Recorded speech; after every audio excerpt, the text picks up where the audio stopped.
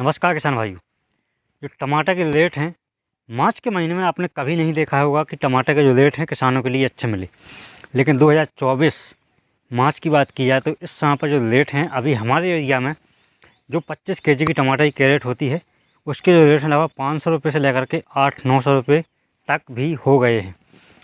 तो हमारे एरिया में इस साल बहुत ही बड़ी समस्या आई है टमाटर की फील्ड में, वो है लेट ब्लाइट।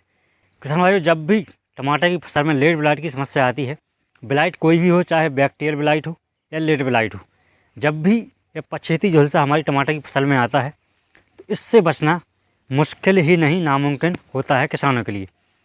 तो कौन कौन सी दवाइयाँ हैं लेट ब्लाइट के लिए, वो कैसे आप अपनी फसल के लिए बचा सकते हैं, क्योंकि कई किसान भाई इस प्रकार के भी हैं कि जो कि मार्च में ही टमाटर की खेती करते हैं। तो अभी जो हमारे एरिया के किसान भाई हैं वो तो वीडियो को ज़रूर देख लें, क्योंकि यदि उन्हें नई फसल लगाई है तो नई फसल में कहीं यह रोग ना लग जाए। तो कौन कौन सी दवाइयाँ आप डाल सकते हैं और कैसे अपनी फसल के लिए बचा सकते हैं, क्या इसकी पहचान है, आइए जानते हैं A to Z जानकारी लेट ब्लाइट के बारे में। नमस्कार किसान भाइयों, स्वागत है फार्मिंग दुनिया चैनल पर। लेट ब्लाइट एक फफूंदजनित बीमारी है जो कि बारिश के समय में सबसे ज़्यादा इसका अटैक देखने को मिलता है, और इसके बाद में जब भी सर्दियों के मौसम में बारिश होती है, नमी ज़्यादा होती है और कोहरा छाया रहता है आसमान में, उस समय पर भी इसका अटैक देखने को मिला है। तो आइए जानते हैं किसान भाइयों की सबसे पहले इस रोग की हम पहचान कैसे कर सकते हैं। तो एक तो लेट ब्लाइट और एक बैक्टीरियल ब्लाइट, आपने दोनों प्रकार की ब्लाइट का नाम सुना होगा। इनमें पत्ते में काले धब्बे पड़ते हैं, आपने देखा होगा, काले काले 2 से 3 धब्बे पड़ेंगे और पत्ता पूरा जल जाएगा। उसके बाद में जब पत्ते में रोग ज़्यादा फैल जाएगा फसल में, तो फिर टहनियों पर फैलने लगता है और उसके बाद में तने पर फैलने लगता है। तो इसकी पहचान करने के लिए आपको अंतर समझ में आना चाहिए कि बैक्टीरियल ब्लाइट और लेट ब्लाइट में क्या अंतर है। तो जब भी बैक्टीरियल ब्लाइट टमाटर की फसल में आता है, किसी भी फसल में आता है, तो उसमें डॉट डॉट होते हैं पूरी पत्तियों में।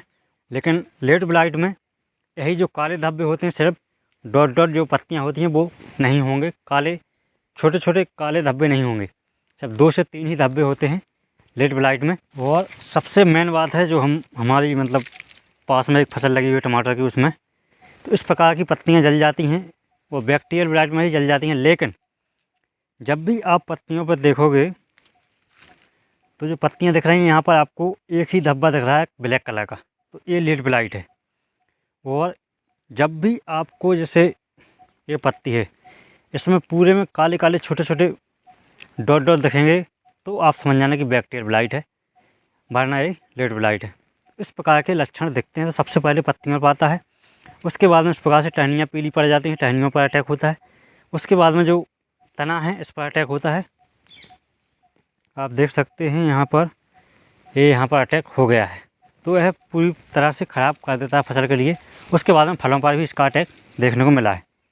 तो इस प्रकार से आप इसकी पहचान कर सकते हैं।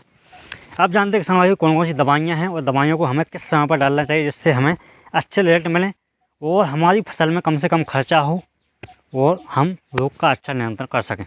क्योंकि कई किसान भाई मार्केटिंग करने वाले होते हैं, जो कंपनी वाले, तो वो कई प्रकार की दवाइयाँ डलवाते रहते हैं, साथ में टॉनिक्स, साथ में PGR, पता नहीं कितना कितना डलवाते रहते हैं कि फसल रिकवर होगी। लेकिन उससे भी और ज़्यादा नुकसान होता है किसानों का।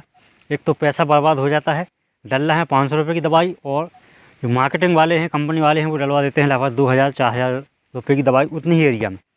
तो एक तो खर्चा किसान का ज़्यादा बढ़ा देते हैं और साथ में कई चीज़ें मिक्स करके डलवा देते हैं, तो इसकी वजह से लोग कंट्रोल होने की जगह और ज़्यादा तीव्र गति से फैल जाता है।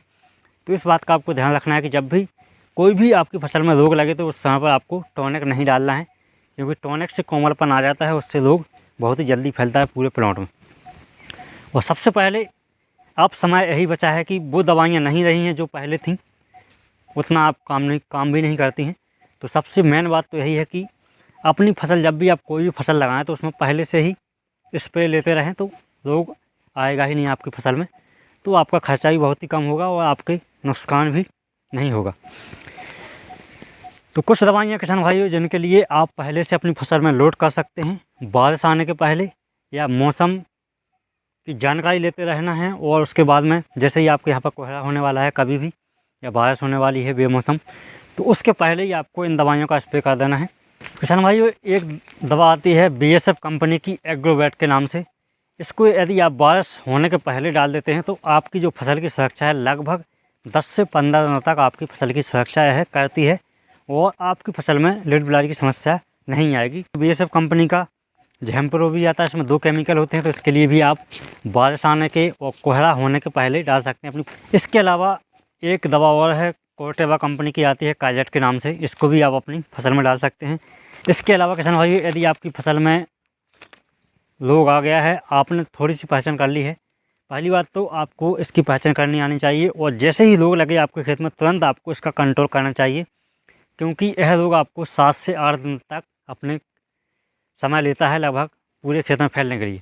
मतलब यदि आज बारिश हुई और कल परसों आपने पहचान की कि मतलब हमारी फसल में लीड ब्लाइट की समस्या आ गई है, तो आप मतलब लोग आने के 3 से 4 दिन तक भी आप पहचान कर लेते हैं तो आप अपनी फसल को बचा सकते हैं। और इसके लिए आप कंपनी का मेलोडी डीओ के नाम से आता है एक फंगीसाइड, उसका यदि आप स्प्रे करते हैं, डोज है आप दुकानदार से पूछना, जहाँ से भी आप लोगे वहाँ से आप डोज पूछ लेंगे, क्योंकि वीडियो बहुत लंबा हो जाता है तो बहुत से किसान भाई स्किप कर देते हैं, जानकारी पूरी नहीं देखते हैं। तो बायर कंपनी का मेलोडी डीओ के नाम से एक फंगीसाइड आता है, इसका आप लोग आने के बाद भी कर सकते हैं, तो भी आपकी फसल में इसका कंट्रोल हो जाता है। लेकिन वही कि लोग आ गया है, आपको जल्दी पहचान कर लेनी है, मतलब जैसे आज बारिश हुई तो 2 से 3 दिन के पहले ही आपको इसका यूज कर लेना चाहिए। इसके अलावा यदि आपकी फसल में लोग लग गया है, पूरी पत्तियां जल गई हैं, जिस प्रकार से हमने दिखाया है इस प्रकार से लोग लग गया है, तो इस पर तो आप कोई भी खर्चा ना करें, फसल उखाड़ कर फेंक दें, दूसरी फसल लगाएं जिसमें कि लीड ब्लाइट की समस्या ना आती हो। यदि आपका ये तना है और नीचे की पत्तियों में अभी लोग आया है, ऊपर की पत्तियाँ सेब हैं, तो आपको क्या करना है कि पत्तियों की जो तोड़ाई है इस प्रकार से पत्तियाँ आपको तोड़ देना है और हटा देना है, खेत से बाहर ले जा कर के जला देना है कहीं पर। और आपको जो कॉपर डस्ट आती है 5% वाली, उसकी आपको डस्टिंग करनी है, मतलब डस्टिंग वाली एक मशीन आती है, उससे आप डस्टिंग करोगे तो आपका जो लोग है वहीं रुक जाएगा, आपकी फसल में नहीं फैलेगा।